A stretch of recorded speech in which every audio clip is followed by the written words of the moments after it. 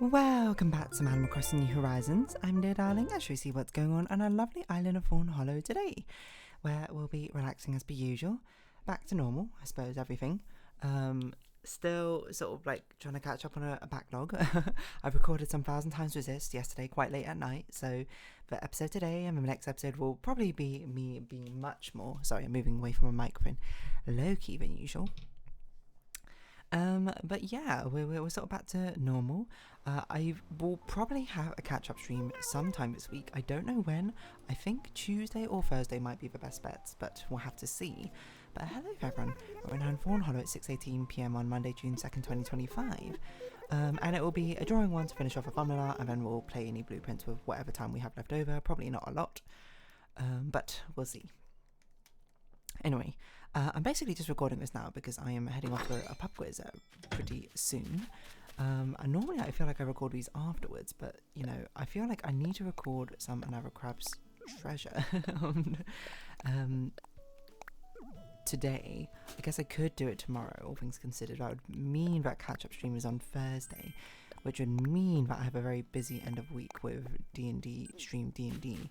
Not that it's all too different from usual, but still, very much keeping myself busy, I suppose, as per usual. But what else can we talk about, you know? I went to a Games Festival, of course, spoke about that a bit yesterday. I guess we can talk about like game demos and that sort of thing. I'm trying to think like what else.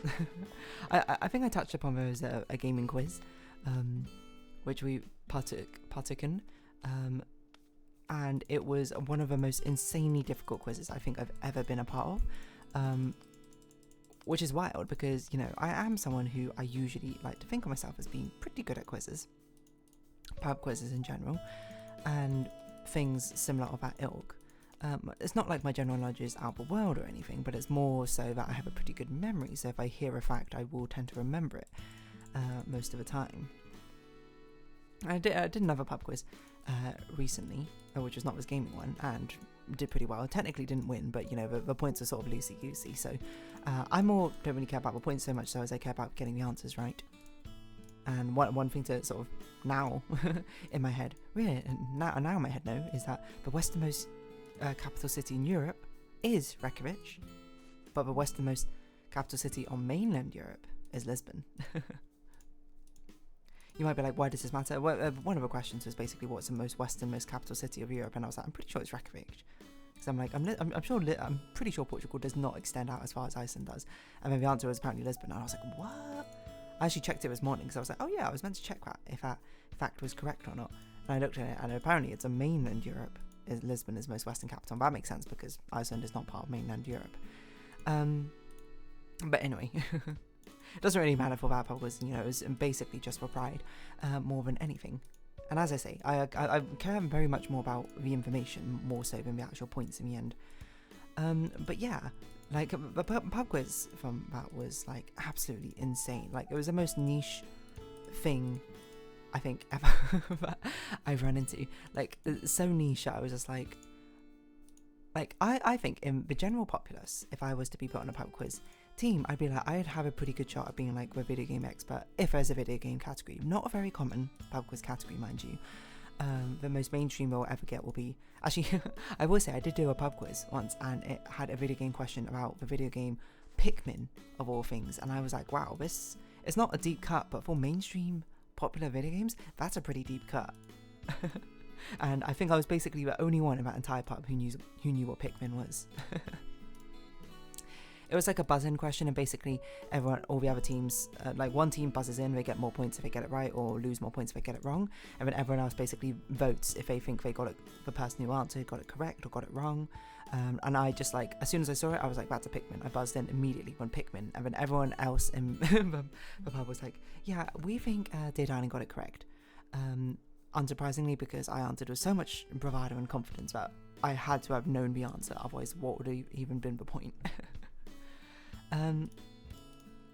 Which is a bit of like a fun little meta thing which can emerge, I think, from doing that sort of style of background and pub quiz. But yeah, it was just such niche knowledge, which I would say obviously it was not my niche knowledge because I had not played a lot of the games they were talking about.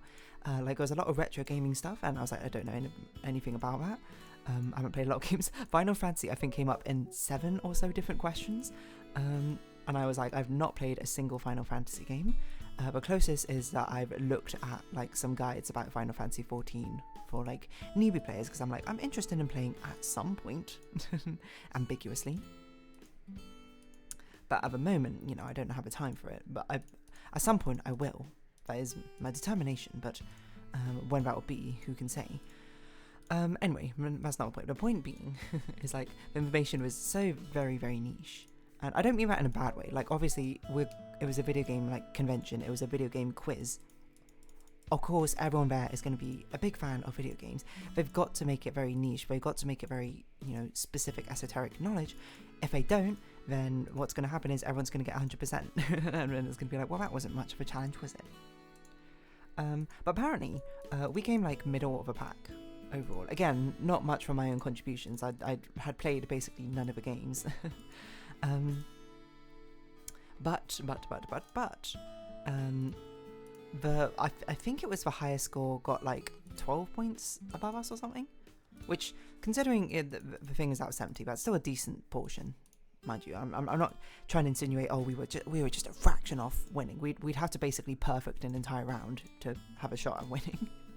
But it's like, we didn't do that bad. Like, I thought there'd be some people in there, some teams who would get basically perfect, would be like, oh yeah, you know, I know exactly everything about this. But, if anything, I suppose it should be, you know, remember the human. Of course, that would not make sense.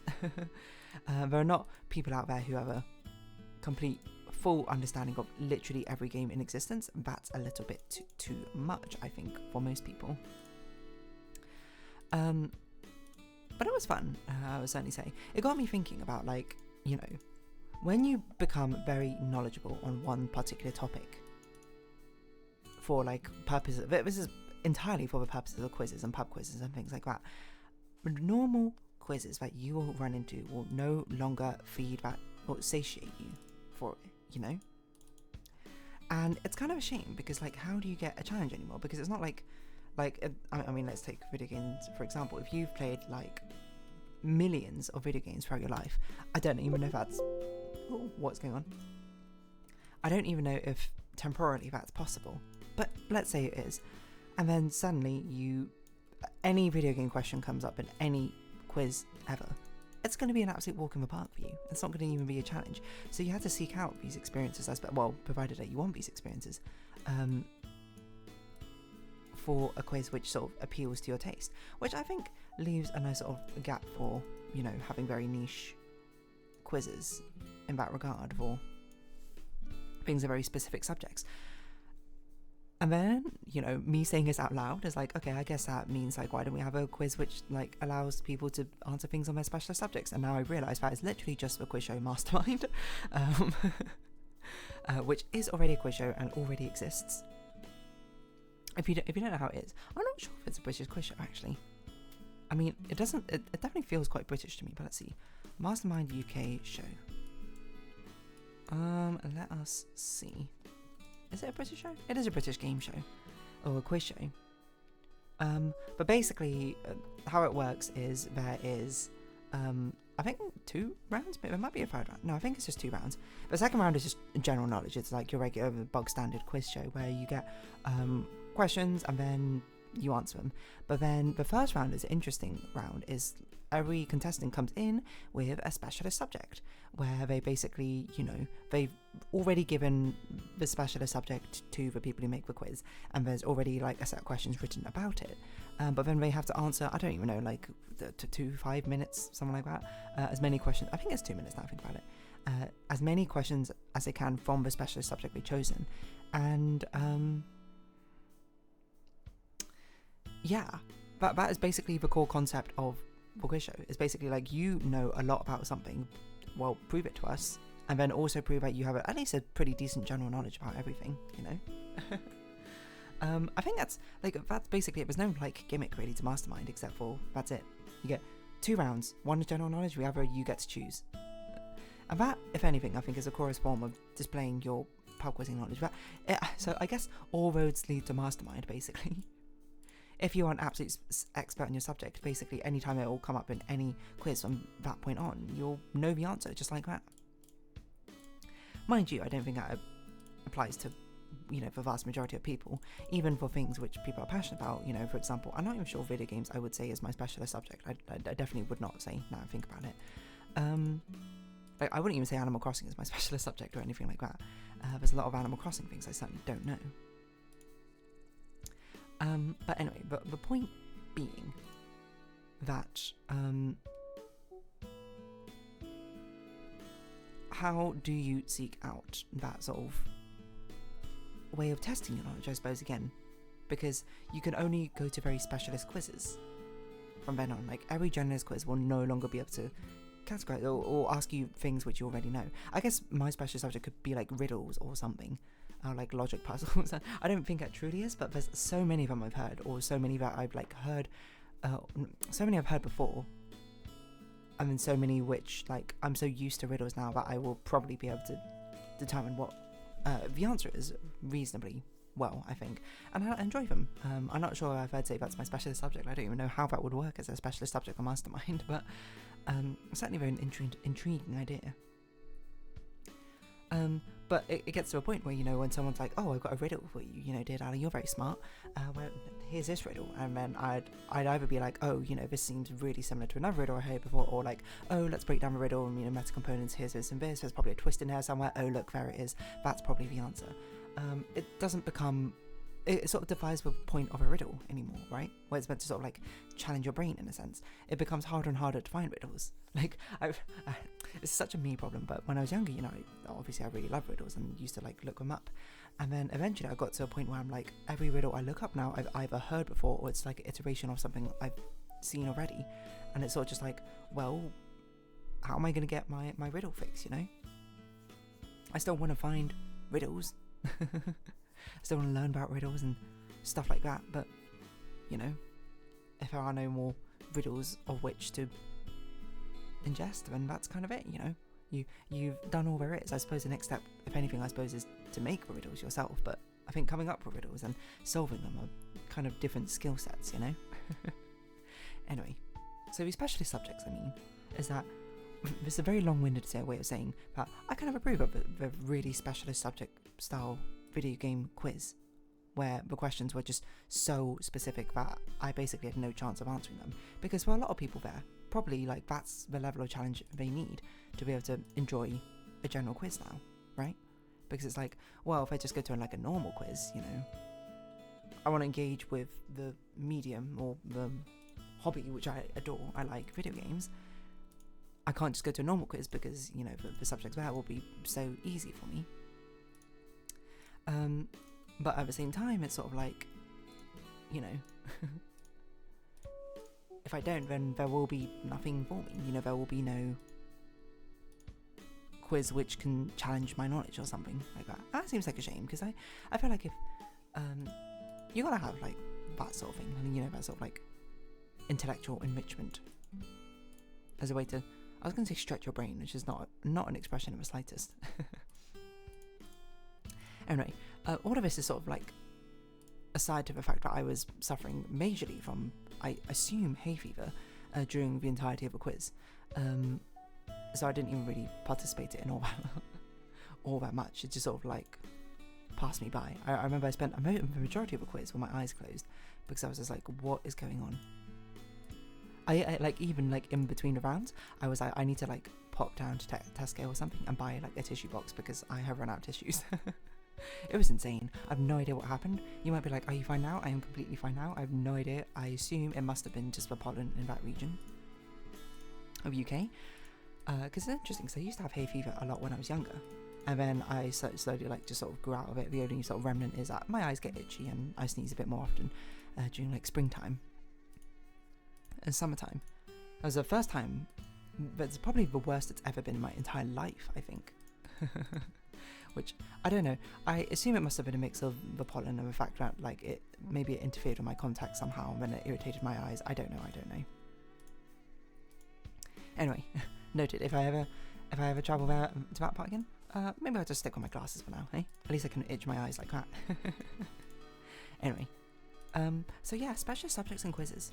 Actually, I was thinking about this with the most applicable thing with Sporkle, is that I want to do quizzes based off things which I know about, but the things I know about, like the quizzes that exist, are so basic. They're more for like casual purveyors, I suppose, of a hobby.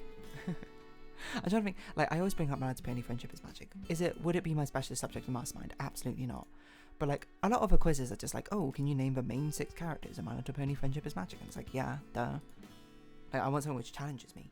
And then I did find it in the most ingenious quiz I've ever seen before on Sporkle.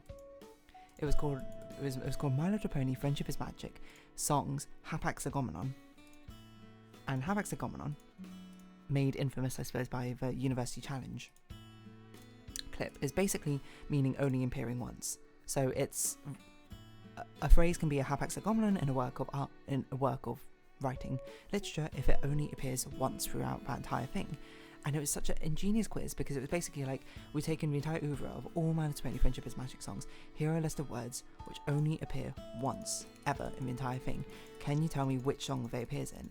And I did a quiz, and I was like, this is such a good quiz. I wish there was more like that. And there was a second one, and I did it. How did I do? I did fine. It was a very, very difficult quiz for very esoteric knowledge, but it so perfectly appeals to my esoteric knowledge of, like, I don't know, random songs from TV shows that I used to watch growing up. I have no idea how I just heard the Discord message through OBS, because I think streaming mode should be on, but nonetheless, here we are. I see my friend messaging at the moment. See, the pub quiz, we're not meant to be there till like 7, and my friend is apparently already there, maybe? Anyway, yeah, so, the long and short, or whatever I was going to say, is these specialist subjects, I think, are cool. We should have more quizzes with more specialist things. Not for me, necessarily, because I could... Video gaming, one of my more better knowledgeable things, of more specific knowledge, I could not get to that level of specific knowledge about, I think, almost any other category. Like, you might be like, what about animated shows? I haven't watched a lot of popular animated shows. I think maybe I could do... like, even if you said something like gacha games, like, there's so many gacha games I've not played that I would have no knowledge about. It would have to be, like, specifically about a game I played. Like, I could maybe do it with Animal Crossing. I could maybe do it with things like Genshin Impact, Conquest Star Wars, etc., etc. I don't know. Anyway. There's something else I was going to say related to gacha games. I can't remember what it was, though. It escapes me. Oh no, it wasn't actually anything to do with gacha games. Squid Game Season 3 trailer was out. Anyone watched it? I think it's very exciting. We got a little preview of the next 2 games of the Squid Games, and I'm excited to watch it. Anyway, so I'm going to round this episode off here. So if you have been watching, thank you very much. It's been Animal Crossing New Horizons. I've been Dear Darling. Likes, comments, subscription, shares, greatly appreciated. Socials, Discord down below. Hope to see each other again, but for now it's our farewell. So until next time, bye bye for now.